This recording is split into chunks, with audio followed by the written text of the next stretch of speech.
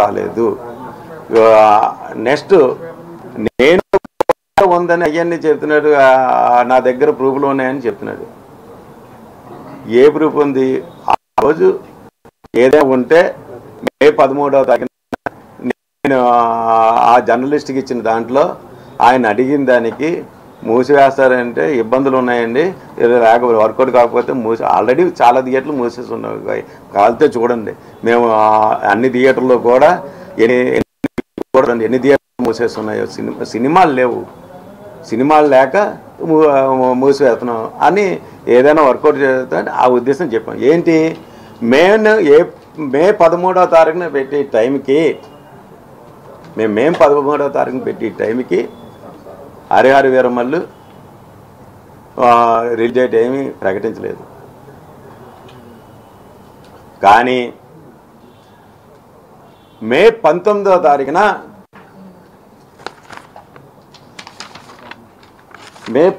తారీఖున ఛాంబర్ వాళ్ళు మీటింగు పెట్టారు. అప్పటికి హరిహర వీరమల్లు డేట్ ప్రకటించారు. ఆ విషయం దిల్రాజు గారు కానీ సురేష్ బాబు కానీ తెలీదా? ఆ డేట్ ప్రకటించారు. ప్రకటించినప్పుడు మాకు ఎగ్జిక్యూటివ్ చైర్మన్ అయిన రామ్ ప్రసాద్ గారు గుడివాడ ఎగ్జిక్యూటివ్ అయిన ఆయన్ని దిల్రాజు గారు సురేష్ బాబు ఫోన్ చేసి మీరు ఛాంబర్కి లెటర్ పెట్టండి అని ఒత్తిడి చేసి, నిజం కదా అది ఆయన 3 సెక్టార్లలో సురేష్ బాబు దిల్రాజు గారు ఫోన్ చేశారని చెప్పాడా లేదా? ఆన్ ద రికార్డ్ తీయండి, మొత్తం ఛాంబర్లో ఆయన మాటలన్నీ కూడా ఉంటాయి. దీని వెనక దిల్రాజు గారు లేరా? అదే ఆ రోజు మీటింగ్లో దిల్రాజు గారు నాకు ఉదయం 8 గంటలకే ఎప్పుడో ఫోన్ చేశారు. ఫోన్ చేస్తే నేను సెటిల్ ఆడుతున్నాను. మా కొడుకు ఫోన్ ఎత్తితే సత్యనారాయణ అంటే సెటిల్ ఆడుతున్నాడంటే హైదరాబాద్ రాలేదంటే రాలేదని చెప్పడం జరిగింది. అయితే అవసరం లేదులే అని చెప్పడం. తర్వాత నేను కూడా ఆయనతో మాట్లాడలేదు, నాతో కూడా మాట్లాడలేదు, ఆయనతో మాట్లాడేసి అయితే అవసరం లేదులే అని ఫోన్ పెట్టడం నిజం కాదా ఏంటి? నెక్స్ట్ ఇంకోటి, ఈ టోటల్ ఆయన చెప్పడంలో కూడా ఏం చెప్తున్నాడు ఆయన?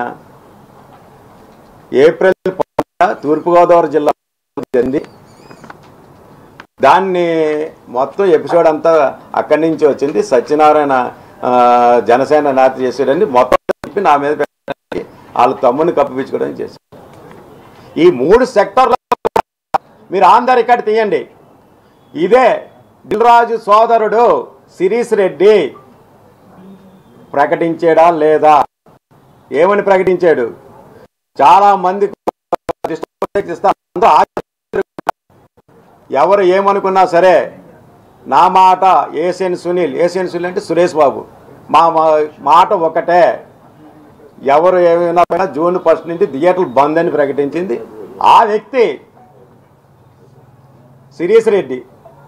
వాళ్ళ తమ్ముడిని కప్పిపుచ్చుకోవడానికి ఇది మొత్తం అంతా మా పార్టీ మీద నా మీద రుద్దడానికి ఇది అతను దుష్ట ప్రభావంగా చేశాడా లేదా? అది వాస్తవా కాదా? ఆన్ ద రికార్డులు తీయండి కూడా తొడగొట్టి మరీ చెప్పాడు శిరీష్ రెడ్డి.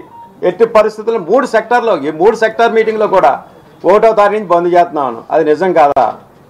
ఇదంతా ఒక ఎత్తు. మీకు ముఖ్యమైన విషయం మీకు చెప్తున్నాను. అసలు ఏప్రిల్ 19 ఇక్కడ పుట్టింది అని తెలియలేనట్టు నంగనాచిలాగా మీరు ఆ మీడియాలో కూడా చూశారు కదా, ఏమీ తెలియని అమాయకులు కమలాసన్ మించిపోయాడు ఆస్కార్ అవార్డు ఇవ్వచ్చు దిల్రాజు గారికి.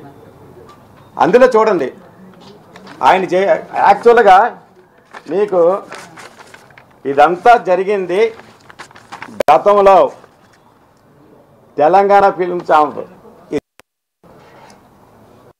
దీని సారాంశం ఏంటంటే 21 మే 2024 ఇందులో మీరు ఈరోజు అనగా 21 మే 2024 ఈ కింది పేర్కొన్న సభ్యులు మీటింగ్లో పాల్గొని ఉన్నారు.